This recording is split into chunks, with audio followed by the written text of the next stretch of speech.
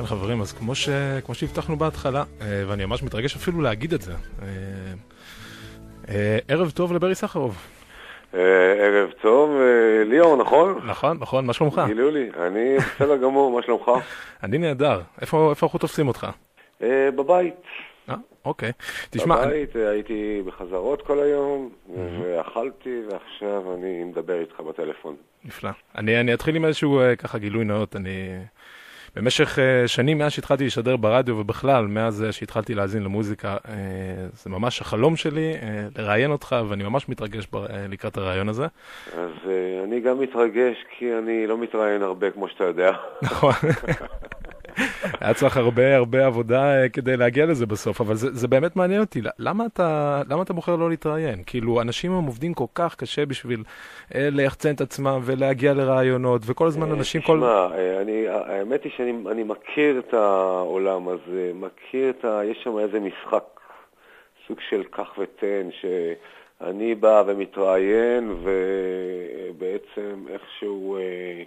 אתה יודע, אני מקבל מקום פרסומת חינם בעיתון, תמורת זה שאני מספר על עצמי או משהו כזה. ועכשיו תראה, זה תמיד היה קצת לא נעים לעשות את זה, ועשיתי את זה די הרבה בשנים הראשונות לפחות. ואיכשהו אמרתי לעצמי שאני מקווה מאוד שברגע שהמוזיקה תתחיל לדבר ואני לא ממש אצטרך את זה, ירגיש שאני לא אצטרך את זה, אני אשמח לא להשתתף כל כך במשחק הזה. זה משחק שלא משחקת. כן, אבל בכל זאת, אתה יודע, אני טועה, יש לך כל כך הרבה מעריצים הרי בארץ. עוד פעם, אני גם אזכיר כבר בהזדמנות זו שכבר שבועיים כרטיסים פה בפטריה, לקראת ההופעה שלך מחר סולד אאוט, כבר בערך שבועיים. יש לך כל כך הרבה מעריצים וכולם כל כך רוצים לשמוע כל פיסת מידע. תראה, אני אגיד לך, אני קודם כל בקשר עם לפחות אנשים שמגיעים להופעות, או דרך, אתה יודע, לפעמים דרך אתר אינטרנט, דרך אתר באינטרנט, אני דואג שידעו תמיד מה שיותר על מה שקורה, ועל תוכניות, ועל הופעות, ועל פרויקטים. אני גם מדבר עם מעריצים אחרי הופעות, זאת אומרת, כן. דווקא הקשר עם אנשים, הקשר שלי עם אנשים שבעצם רוצים לשמוע את המוזיקה, אין לי שום בעיה עם זה. זה לא רק שאין בעיה, אני, אתה יודע, מאוד לא לוקח את זה כמובן מאליו, כן. אתה יודע, משתדל להשקיע, אבל בעיקרון אני באמת... משקיע מנסה להשקיע את רוב האנרגיה אתה יודע, בעבודה. אני באמת עובד הרבה. וזה דווקא מעניין. גם על הקלטות, גם על הופעות, כל הזמן מנסים לשפר דברים, כל הזמן מחפשים מה לא עובד. וזה מבחינתי מחזיר לי גם. זאת אומרת, אני רואה שאיכשהו באמת בלי הטלוויזיה ובלי ממש להסתובב בעיתונות וכל מיני, אתה יודע, את כל הסיבובי עיתונים, טלוויזיות הזה. כן. מגיע קהל ואפילו, אתה יודע, דיסקים מוכרים, אז זה בסדר. לגמרי, זה פשוט מדהים. לא משנה, כאילו, כל הדיסקים מאז, עוד פעם, שאני התחלתי להאזין לך, כל פעם יש לך איזשהו שינוי, אתה אף פעם לא נשאר יותר מדי על איזשהו גל, כל פעם אתה מנסה דברים אחרים, כל דיסק יש בו איזשהם נגיעות טיפה שונות. אני מנסה באמת, קודם כל לא לשעמם את עצמי, זה באמת משהו שהוא קיים בי תמיד. אני מאוד אוהב מוזיקה, אני באמת אוהב מוזיקה, אני אוהב כמעט כל סוג של מוזיקה, כמעט הכל.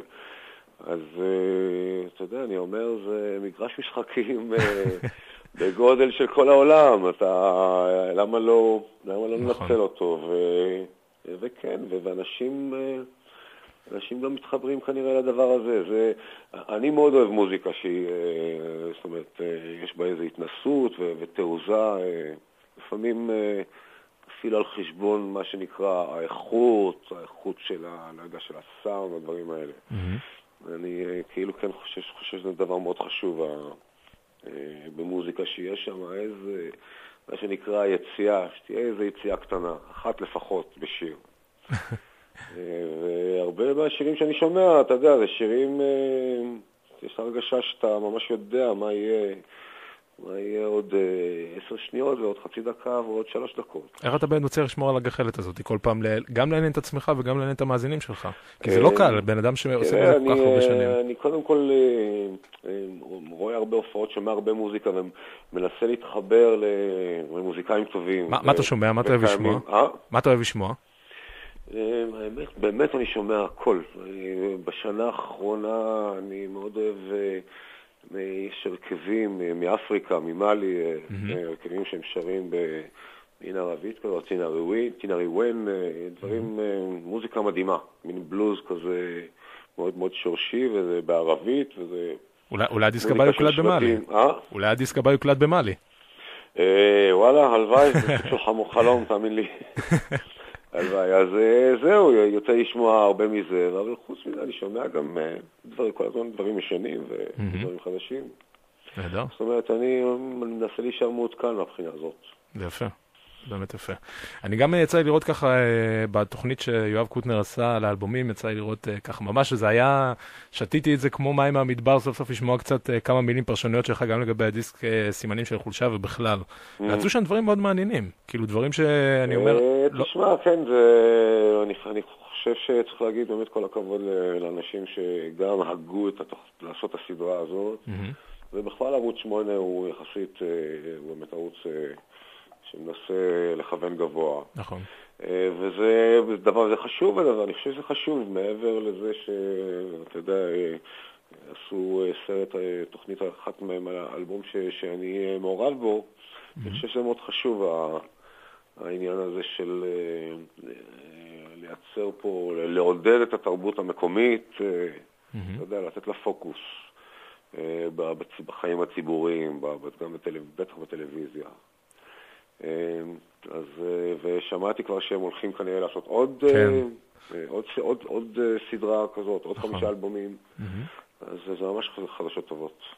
וכן, זה היה כיף להיות שותף לזה, זה הייתה שם, הכוונה הייתה מאוד לתוך המוזיקה והתכנים, והיה נחמד לעשות את זה. אז מחר בעצם אתה מגיע אלינו כאן לצפון, לפארק פטריה, להופעה, מה אנחנו יודעים לשמוע מחר?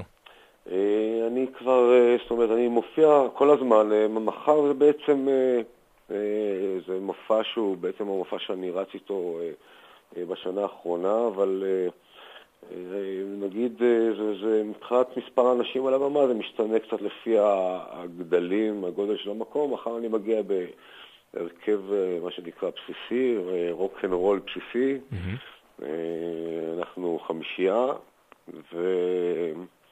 אני מאוד מחכה, אני מאוד אוהב את הפטריה, את המקום. כבר הופעתי שם, ואני בכלל, זאת אומרת, אני מאוד אוהב הופעות עם מקומות קטנים יותר, נגיד ככה. תמיד ההרגשה יותר טובה וטיפה יותר משוחררת. אין דבר שאני יותר שמח מאשר לבוא להופעה שלך בפטריה, זה באמת גם אחד המקומות שאני הכי נהנה לבוא אליו לשמוע אמנים. אני חושב שגם אמנים מאוד מתחברים לאווירה שנוצרת שם. ממש. שזה נחמד, זה ממש נחמד. ברי סחרוף, היה לי עוד 101 שאלות לשאול אותך, אני לצערי לא אוכל... כן, פעם הבאה שנדבר. פעם הבאה שנדבר בתקווה רבה. אז המון תודה, ואנחנו בטח... תודה לך, ותהנה מחר. תודה רבה, בהצלחה מחר, ואנחנו בטח נתראה. תודה רבה. תודה, להתראות. כן, חברים, ממש, ממש, ממש, הגשמת חלום.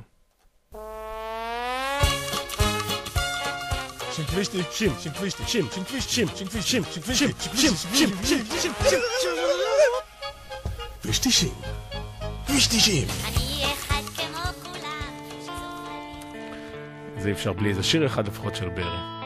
הייתי שם גם את כל האלבום הזה, את סימנים של חולשה, ואחריו הייתי שם גם את נגיעות. אושר גדול, חברים. תהנו.